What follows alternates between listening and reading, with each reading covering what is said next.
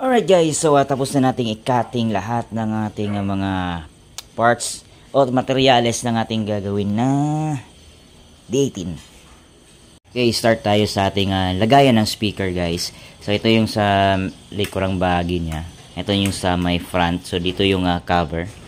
Okay, so yung size niya guys is yan, 23 inches by 21.9 inches. So 29.9 kasi sa loob to guys. So depende na sa kapal ng marine plywood nyo. So sa akin is naging 21.9 inches. Okay, so double yan siya guys kasi D18 to. So dapat double na to. Alright. Okay, next is itong likod. Okay, so sukat niya is 23 inches by 24.7. 24.7. So, dalawang speakon lang guys para sa parallel connection. Alright. Okay, so next itong cover natin. Ayan. Yung sukat niya guys is 15.9. 15.9 by 21.9. 21.9. Alright. So, side naman. So, yung side natin guys is ito. 23 inches to. 23 inches by 23. Ayan. So, square siya na 23 guys. Tapos yung handle niya ay simple lang. Ito. Maliit lang na butas. So, 4 inches to guys. Mula dito hanggang dyan. 4 inches. Tapos yung dito is yung kapal lang ng roller. Ayan. Tapos ni router ko para smooth siya guys. Pero yung distance niya guys, mula dito sa taas hanggang dyan is 5 inches. So, 5 inches. Okay, so kayo nang bahala kung anong design ng side na gusto nyo. Okay. So, next, top and bottom. Ayan. So, yung top at bottom, same sukat lang guys. 23 inches by 23 inches. So, square din. So, same size lang sila ng side guys. Okay, so, ay, nga pala yung bracing. Okay, so sa bracing guys is ito. Ayan, so 21 and a half. Ayan, so 21 and a half yung bracing ko guys. So depende na din sa taas ng bracing nyo guys kasi sa bandang loob ko ito ilalagay sa ibabaw yung bracing. So yan, tapos na yan siya guys. Alright. Next is ito. Diyan yan siya guys. So yung sukat nito is 6 inches by 4 and 1/2 inch. Alright. Then, yung isang bracing sa likod, guys. Ayan. So, ano lang siya, guys? 6 by 2 inches. Ayan. So, ito is 4 and a half by 6 inches. Yun is 2 inches by 6 inches. Alright. So, building na tayo. Let's go.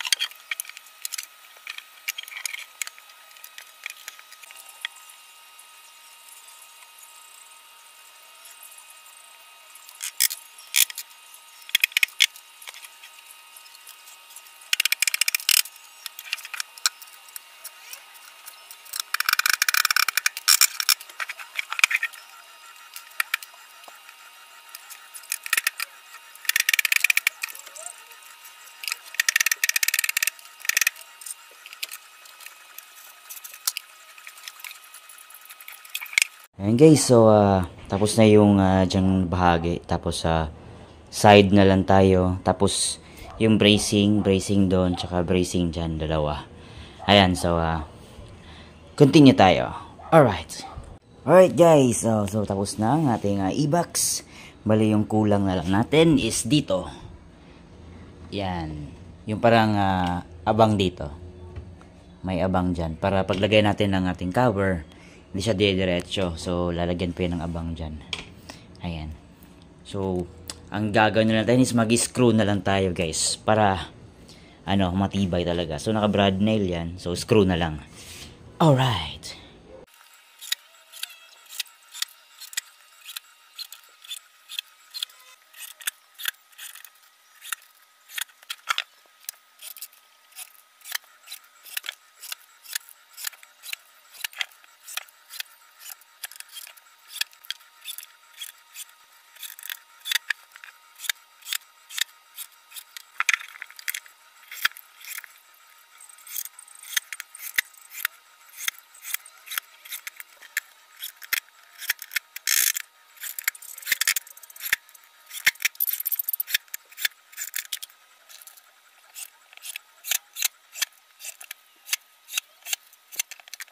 Ayan guys, so tapos na yung abang natin dito.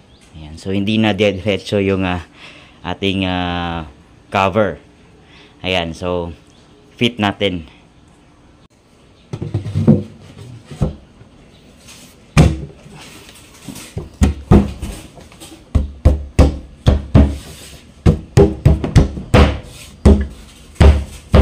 Alright, saktong-sakto. Mahirap lang kasi pag mag-isa. At saka yung isang kamay is nakahawak ng cellphone. Alright. Magmamasilya na lang tayo. And then, magsasanding then, painting na. Alright. Okay guys, so ayan. At tapos na nating masilyahan. So, ang next step natin is, eto, grinder natin. Madumi pa yung kamay ko guys. But anyway, grinder natin. Kukunin natin to guys, itong mga sobra-sobra dyan. Tapos lilihain. Then magra-router tayo. Ayan. So, di ko na lang papakita yung kung paano ko grinder to guys So, alright. Okay. Yan guys. At tatapos na din natin na router. Tapos nalihaan. So, ready for textured paint na tayo guys. Ayan. So, hindi nga lang klaro sa video guys, pero ayan, smooth na. Ayan pa yung screw guys. Alright, so let's go. Okay guys, so yung gagamitin natin na pang textured paint is dating gawin pa rin. So since dalawang box to, so tsaka D18 malaking box, so 2 kilo ng semento. Tapos eto pintura na lamp black, kahit ano guys, basta latex or water based na black para magkulay black din yung ating textured paint. Ayan. Tapos wood glue.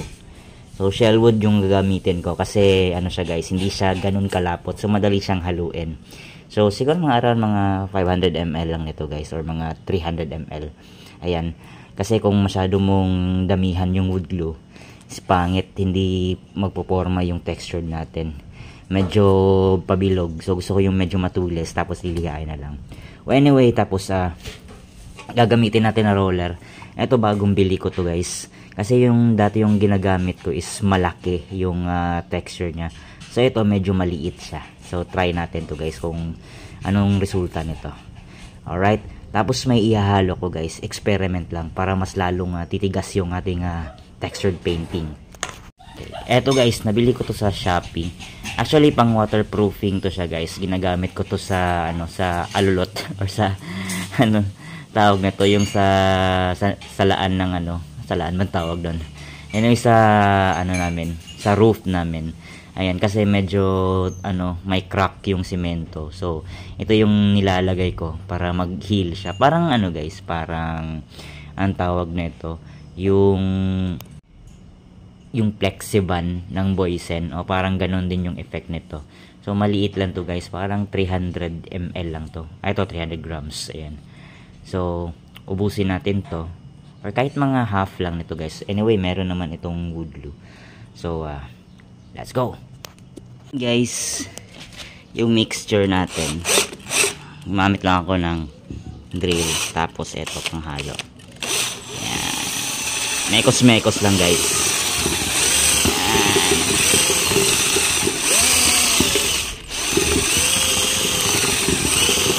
Para halong-halo talaga. Ayun siguro to. Ay, tanggal. Alright.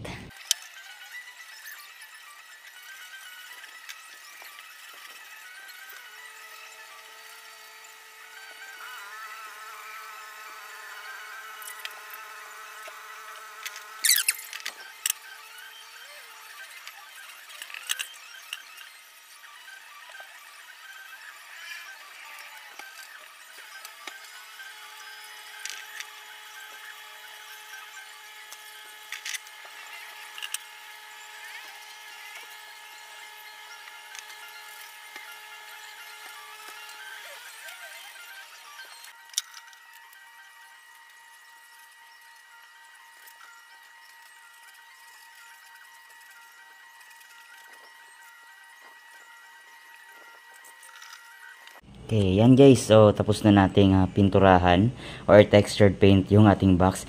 Yung sa loob guys. Yan. Hindi naman dyan kita dyan. So, okay lang yan. So, yung dito guys, hindi ko na sinama. Hindi ko na sinali. Kasi kung iti-textured natin to, yung cover nito is mahirapan tayo. Lalagpas siya. So, plain lang to na black dito guys. So, hindi ko na sinama yung pagpintura dito. Ayan. Alright. So, patutuyuin na lang natin. Alright. Guys, so, tuyo na yung ating ginawang textured paint. Ayan. Ayan. So, ito yung resulta guys. I hope na klaro sa camera. Kasi, sa personal, medyo iba eh. Hindi kasi mamahalin yung camera natin. But anyway, ito yun, maliliit na siya guys. So, tapos na. Dry na siya guys. Ayan, matibay na. Ayan. Alright. So, lilihain lang natin to. Kukunin lang natin tong, ito yung mga matutulis guys. O yung mga excess na Ayan. Mga ganyan. Ayan. Parang maliliit na puntik guys. Ayan. So, ang gagamitin natin na sandpaper ito. Number 240. Kung meron kayong 220, okay yung 220. So, 220 or 240. Goods na goods ako dyan.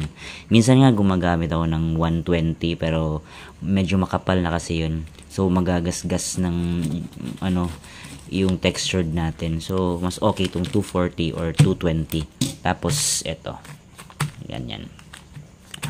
So guys, hindi ko na ipapakita yung pag-sanding ko kasi low bat ako. So, pakita ko na lang yung resulta mamaya. Alright. Alright, so ayan guys, at na-sanding na natin. Goods na yan, makinis na. So, ready to paint na.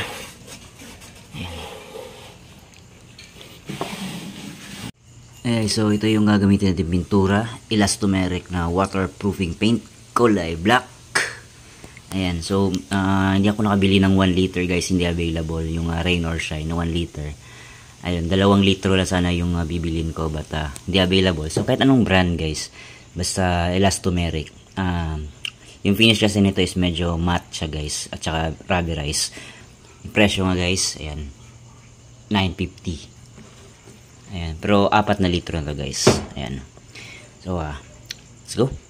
So unahin natin yung doon guys sa may sulok guys para di tayo mahirapan magpintura sa labas. Alright.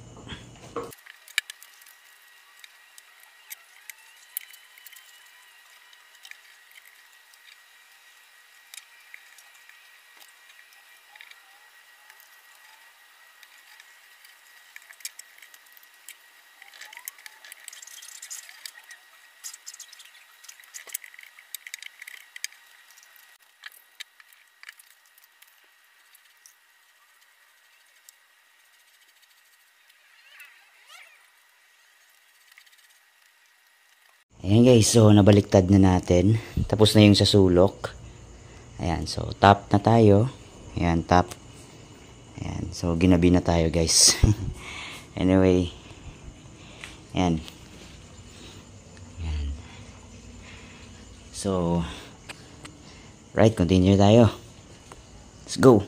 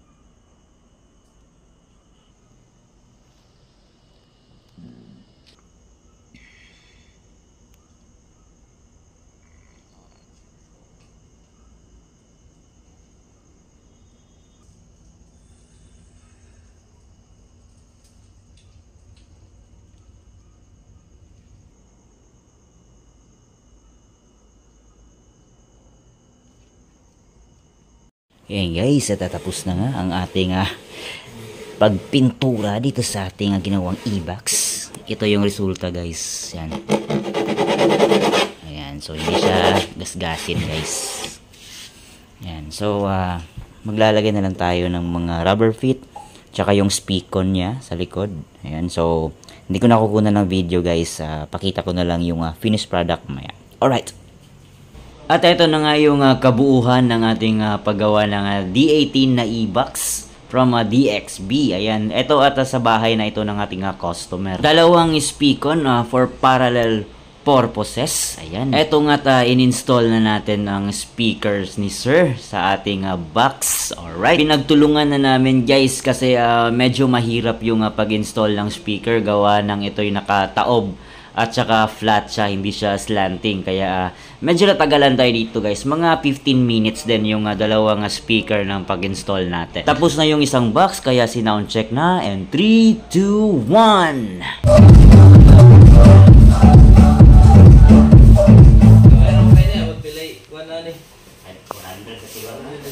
Di nga lang malabas yung full potential ng ating subwoofer guys, gawa ng low wattage lang yung powered mixer ni Sir. For demo purposes only. So sound check tayo sa dalawang speaker. Let's go!